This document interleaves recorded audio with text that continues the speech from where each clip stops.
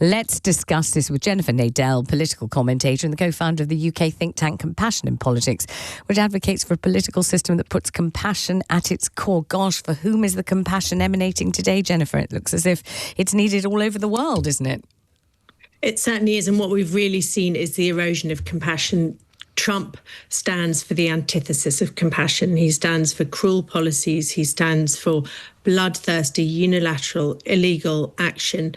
He's cut aid to the people who need it most, which has also lost America soft power. And we all want to live in peace. We all remember what happened in the Second World War, and to have someone in the White House who is completely cavalier about the dangers he exposes the whole world to is deeply frightening and absolutely the antithesis of the sort of leadership we need now. But some people will say that the antithesis of compassion, indeed, was the former regime in Iran. That was the antithesis of compassion. You haven't seen Donald Trump going out and killing 40,000 protesters on the streets. Yes, there have been 2 terrible deaths in America at the hands of ICE. We know that, but not 40,000, not disappearing people, not what we've seen going on, and indeed haven't seen because we haven't been able to see what's been going on in Iran for all these years. I'm not defending the brutal regime in Iran for one moment, but the choice isn't binary. You can be against Iran without being for an illegal bombing spree that has caused damage and death across 9 countries, displaced more than 30,000 people who were already struggling in the Lebanon, and is also going to cause huge harm to taxpayers in Britain. This is expensive. Oil prices are going to go up, and you know who benefits from oil prices going up? Putin.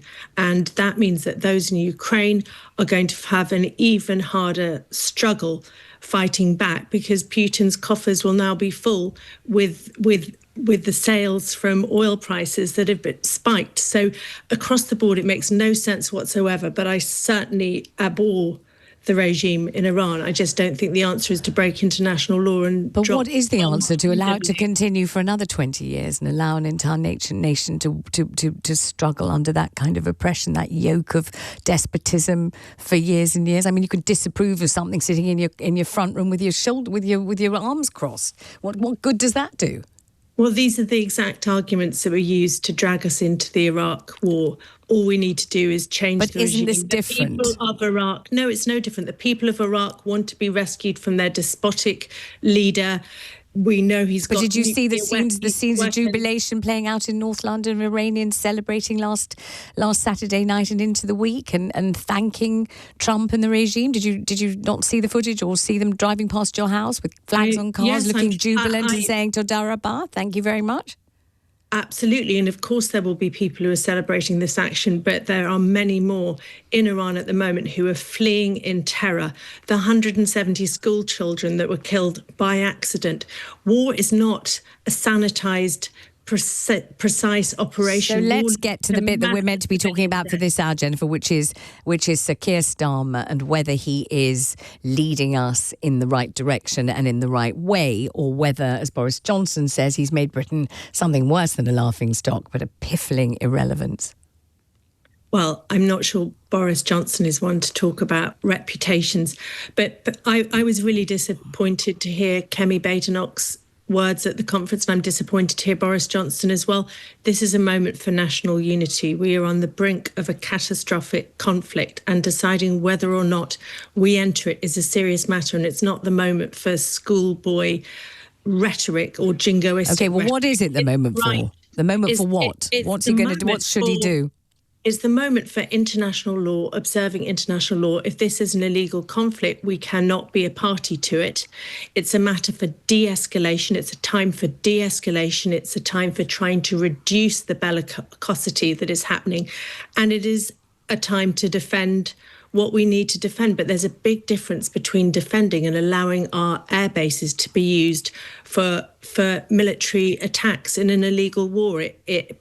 We know how this ends. We saw how it played out in Iraq, and there is no evidence this is going to go any better. And quite frankly, the president is not a man to be trusted. So do you feel as if the B-1 bombers at RAF Fairford should not be there? You don't feel they should be there?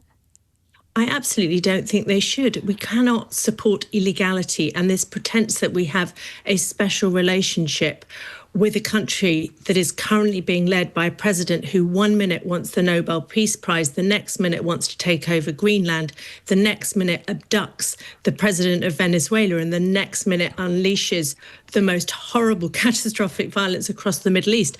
This is not someone we should be cozying up with. We should be following the lead that Spain has shown and France and saying, no, we are not going to enter a war that is wrong in principle, that has no strategy, that is open-ended. We are going to abide by international law, because if we don't abide by international law, how can we expect others to? Jennifer, thank you very much indeed. Jennifer Nadel there. Let's talk to Major General Tim Cross about this retired British Army officer, military logistics